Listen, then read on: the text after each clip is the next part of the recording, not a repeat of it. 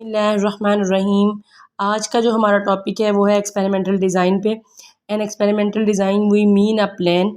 ये एक प्लान है यूज़ टू कलेक्ट डाटा को कलेक्ट करने के लिए रेलिवेंट टू द प्रॉब्लम, जो कि हमारा प्रॉब्लम होता है उससे रेलिवेंट। ठीक है। The plan usually consist of selection of treatment whose effects are to be studied. यानी कि जो प्लान है सिलेक्शन करने का ट्रीटमेंट्स जो कि अफेक्ट कर रहा है स्टडीज़ को। ठीक है, ये प्लान है basically experimental design. The specification of experimental layout. अच्छा, इस जो हमारे पास हम प्लान करने जा रहे हैं तो उसको हम प्रॉपर कोई लेआउट देंगे ना, फर्स्ट लेआउट होगा उसका, फिर नेक्स्ट हम लोग उसको ट्रीटमेंट साइन करेंगे। द असाइनमेंट ऑफ ट्रीटमेंट्स, उसको ट्रीटमेंट साइन करेंगे टू द एक्सपेरिमेंटल यूनिट्स, जो एक्सपेरिमेंट के यूनिट्स होंगे। फॉर एग्जांपल हम कोई भी एक्सपेरिमेंट करने जा रहे हैं उसके कुछ यूनिट्स होंगे। And collection of observation of analysis, यानी कि जो हमने ऑब्जर्वेशन कलेक्ट की हैं, पहले हम एक प्लान बनाएंगे, एक लेआउट आएगा, हम असाइन करेंगे ट्रीटमेंट्स। ठीक है, उसके बाद हमारे पास जो कलेक्शन होगी ऑब्जर्वेशन की उसके ऊपर हम एनालिसिस करेंगे। An experiment is plan to be ignore superficial effects if any, यानी कि कोई भी अगर ऐसा इफेक्ट होता है उसको हम इग्नोर करेंगे। अवॉइड सिस्टमेटिक एरर, जो सिस्टम की वजह से एरर्स आ रहे होंगे उसको हम अवॉइड करेंगे। Evaluate the outcomes critical and logical, हम अवेलुएट करेंगे जो क्रिटिकल और लॉजिकल आउटकम्स होंगी उन्हें। गेट मैक्सिमम इन्फॉर्मेशन, बहुत सारी इन्फॉर्मेशन इकट्ठी करेंगे। मिनिमम एक्सपेंडिचर, यानी कि कम जो हमारे पास इनकम, ज़ाहिर है कोई भी इनकम के रिसोर्सेज इतने अच्छे नहीं होते। जब हम डिफरेंट एक्सपेरिमेंट करते हैं तो हम वो वाला एक्सपेरिमेंट चूज़ करेंगे या वो मेथड चूज़ करेंगे जिसमें हमें मैक्सिमम इन्फॉर्मेशन भी मिल जाए और हमारे पास जो जितना एक्सपेंडिचर हो उसके मिनिमम एक्सपेंडिचर हमारा जो है वो यूज़ हो। ठीक है, एंड मिनिमम टाइम, और मिनिमम यानी कि वक्त और पैसा बहुत कम इस्तेमाल हो और हमें जो है मैक्सिमम बहुत ज़्यादा इन्फॉर्मेशन मिल जाए। सेकंड हमारे पास इसके अंदर क्या है कि टू टाइप्स ऑफ डिज़ाइन की दो टाइप्स होती हैं, एक होती है सिस्टमेटिक, एक होती है रैंडम डिज़ाइन। तो हमारे पास, लेकिन जो हमारे पास अनोवा है, मैंने पहले भी अनोवा पे न्यूमेरिकल्स करवाए हुए हैं, एनालिसिस ऑफ वेरिएंस टेक्निक है, वो सिर्फ सूटेबल होती है रैंडमाइज डिज़ाइन पे। ठीक है, ये यहाँ पर लिखा हुआ है, ये दो टाइप्स हैं इसकी। अब हम आ जाते हैं नेक्स्ट बेसिक एक्सपेरिमेंटल डिज़ाइन पे। उसमें कौन कौन से होते हैं, इसको शॉर्ट कीज़ में अगर याद करना हो तो ये CRD है, ये RCBD है और ये LSD है। और यहाँ पर ये कंप्लीट रैंडमाइज डिज़ाइन है, इसके ऊपर मेरा न्यूमेरिकल मौजूद है। रैंडमाइज कंप्लीट ब्लॉक डिज़ाइन, इसके ऊपर भी मेरा न्यूमेरिकल मौजूद है ऑलरेडी। लेटेंट स्केयर डिज़ाइन, इस पर भी मेरा न्यूमेरिकल कंप्लीट मौजूद है। इसके लेटेंट स्केयर डिज़ाइन और जो लीस्ट सिग्निफिकेंट टेस्ट है इसको मिक्स ना करें, मैंने इसके ऊपर भी पूरा लेक्चर दिया हुआ है कि ये दोनों डिफरेंस हैं। ठीक है, डिफरेंट एंग से। अच्छा, नेक्स्ट हमारे पास ये तीनों पॉइंट्स क्या है, बेसिक एक्सपेरिमेंटल डिज़ाइन हैं। फिर है प्रिंसिपल ऑफ एक्सपेरिमेंटल डिज़ाइन, उसमें 3 प्रिंसिपल्स आ जाते हैं। एक आता है रैंडमाइजेशन, दूसरा आ जाता है रेप्लिकेशन, तीसरा आ जाता है हमारे पास लोकल कंट्रोल। सबसे पहले पे चले जाते हैं रैंडमाइजेशन क्या है। First principle of experimental design, ये एक्सपेरिमेंटल डिज़ाइन का पहला प्रिंसिपल है, विच इज़ रैंडम प्रोसेस। इसके अंदर क्या होता है कि रैंडम प्रोसेस होता है ऑफ असाइनिंग ट्रीटमेंट, यानी कि जो हमारी ट्रीटमेंट्स हैं उनको हम रैंडम प्रोसेस के थ्रू असाइन करते हैं ट्रीटमेंट्स। ठीक है, टू द एक्सपेरिमेंटल यूनिट्स को ट्रीटमेंट असाइन करते हैं किस प्रोसेस के थ्रू, रैंडम प्रोसेस के थ्रू।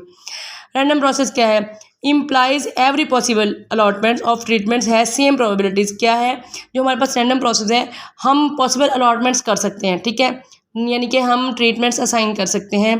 लेकिन क्या एक चीज़ ज़हन में रखने वाली क्या है कि इसमें रैंडमाइजेशन में सेम प्रोबेबिलिटीज़ होती हैं।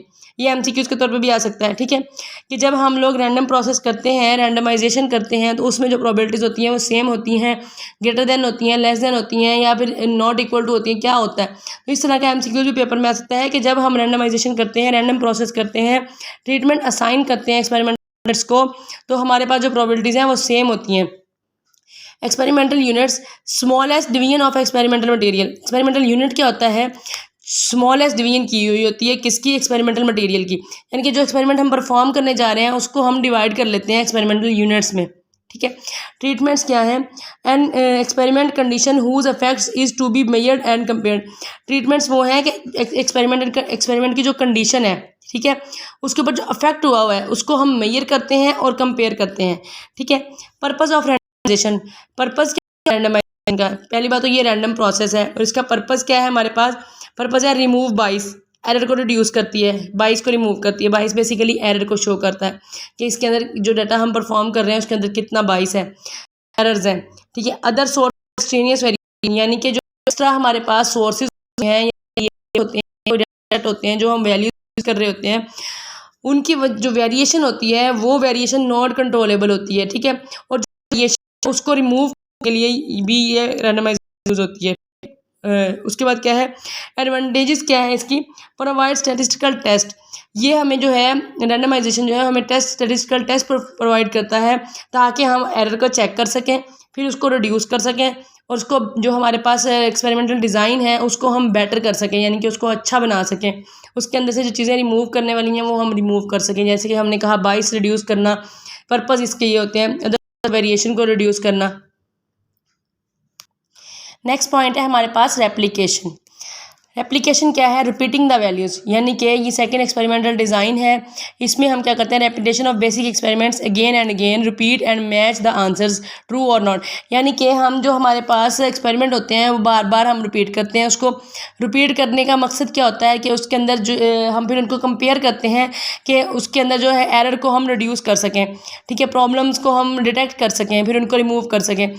Check all the treatments of experiments reduce of the error source, ठीक है, जिनकी वजह से हमारे पास हम चेक करते हैं तमाम एक्सपेरिमेंट्स को जो ट्रीटमेंट हमने असाइन की होती हैं। रिड्यूस ऑफ एरर सोर्स, जो एरर आ रहा होता है उसको रिड्यूस करता है। Application again and again repeated error, जब हम अगेन एंड अगेन करते हैं तो एरर जो है वो रिपीट होते हैं, मे बी डिटेक्ट, वो डिटेक्ट भी हो जाते हैं, and we are able to remove those error, और हम इस काबिल हो जाते हैं कि हम उन एरर्स को रिमूव कर सकें, प्रॉपर मेजर कर सकते हैं इसके थ्रू एरर्स को और रिमूव कर सकते हैं। इंक्रीज एफिशिएंट ऑफ डाटा, अच्छा अब ये एफिशिएंसी कैसे इंक्रीज़ करता है और डाटा को एक्यूरेट कैसे बनाता है। जब आप कोई भी काम करते हैं डेली लाइफ में, अपनी ज़िंदगी में, तो जब आप फर्स्ट टाइम करते हैं तो आपकी बहुत सारी मिस्टेक्स होती हैं, ठीक है, बहुत सारे एरर्स आते हैं। तो जब आप उसी काम को बार बार रोज़ करेंगे तो ऑटोमेटिकली उसमें परफेक्शन आ जाएगी, एफिशिएंसी आ जाएगी, एक्यूरेसी आ जाएगी, ठीक है। तो इसका सेम इसी तरह से ही ये है कि जब हम रेप्लिकेट करेंगे एक्सपेरिमेंटल डिज़ाइंस को, बार बार हम लोग उसके ऊपर डिफरेंट एक्सपेरिमेंट्स लगाएंगे, उनको कंपेयर करेंगे, तो हम एक दिन बेटर रिजल्ट पे पहुंच जाएंगे। तो ये एक्यूरेट भी करता है। यहाँ पर एक फार्मूला हमारे पास यूज़ होता है, sigma square Y bar equal to sigma square over N, repeated again and again. जब हम इसको अगेन एंड अगेन, एन को नंबर ऑफ रेप्लिकेशन जो है एन है, तो इसको हम बार बार जब चेंज करते हैं तो हमारे पास जो 22 है, पीछे भी हमने बताया कि 22 को रिड्यूस करने का पर्पज़ होता है रैंडमाइजेशन का, तो रेप्लिकेशन का मकसद भी वही होता है कि एरर को रिड्यूस करना है। तो 22 की जो वैल्यू है वो लो हो जाती है एंड मोर अनबाइज्ड, यानी कि अनबाइज्ड हो जाते हैं, ज़्यादातर एरर कम हो जाता है, डिक्रीज़ हो जाता है रेप्लिकेट करने से, ठीक है। इसके बाद थर्ड हमारे पास आ जाता है local control. It has been observe that all extraneous source of variation are not removed randomization and replication. वो कहते हैं कि जितने भी एक्सट्रेनियस जो सोर्स हैं, ठीक है, वेरिएशन जिनकी वजह से आ रही है, यानी कि वैल्यूज़ चेंज हो रही हैं, यानी कि वेरिएंस जो है वो चेंज हो रहा है, वेरिएशन आ रही है एक सैम्पल की दूसरे सैम्पल से, या फिर वैल्यूज़ की आपस में वेरिएशन अगर बहुत ज़्यादा आ रही है तो वो अगर रिमूव नहीं कर पा रही रैंडमाइजेशन और एप्लीकेशन, जो हम पीछे 2 पॉइंट्स पढ़ के आए हैं उनकी बात कर रहे हैं कि उनसे अगर ये चीज़ रिमूव नहीं हो रही तो हम लोकल कंट्रोल पे आ जाते हैं कि एक चीज़ को हम कंट्रोल करने की कोशिश कर रहे हैं। एक्सट्रेनियस वेरिएशन नॉट कंट्रोल नहीं कर पा रहे थ्रू रैंडमाइजेशन एंड एप्लीकेशन, तो हम लोकल कंट्रोल में आ जाते हैं कि हमने इसको किस तरह से कंट्रोल करना है। जी, तो हमारे पास लोकल कंट्रोल में क्या है, we use local control to control variation, यानी कि हम कंट्रोल करने की कोशिश करते हैं लोकल कंट्रोल को यूज़ करते हुए कंट्रोल वेरिएशन को कंट्रोल करने की। कंट्रोल किसके थ्रू कर सकते हैं, ब्लॉकिंग के थ्रू, यानी कि ब्लॉकिंग करें, ग्रुपिंग करें और बैलेंसिंग करें। बैलेंसिंग का मतलब अरेंज करना, डाटा को बैलेंस करना, यानी कि जो एरर्स हैं उनको रिमूव करके बैलेंस करने की कोशिश करना, अरेंज करने की कोशिश करना, ताकि इंक्रीज़ हो जाए इफेक्टिवनेस।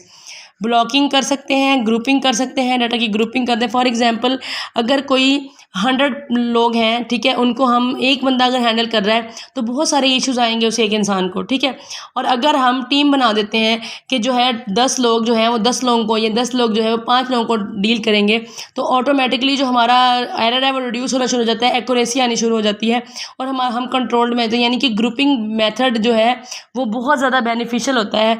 अक्सर ऑर्गेनाइजेशंस में, अक्सर बिजनेस में ज़ाहिर है ग्रुपिंग ही मैटर करती है। और बैलेंसिंग में हम अरेंज करते हैं अपने एरर्स को रिमूव करने के लिए, हर चीज़ को बैलेंस करके चलते हैं, ठीक है। अपनी इनकम को, टाइम को, एनर्जी को, वक्त को, हर चीज़ को हम साथ लेके चलें, तो हम बैलेंसिंग के साथ चलें तब भी एरर बहुत कम होगा। इस तरह ब्लॉकिंग है, ब्लॉकिंग में ब्लॉकिंग कर लेते हैं, यानी कि ट्रीटमेंट्स और ब्लॉक दोनों इकट्ठे कर लेते हैं। RCBD को भी ये फॉलो करता है, तो तब भी एरर रिड्यूस हो सकता है। अगला हमारा टॉपिक है observational studies, in which individual are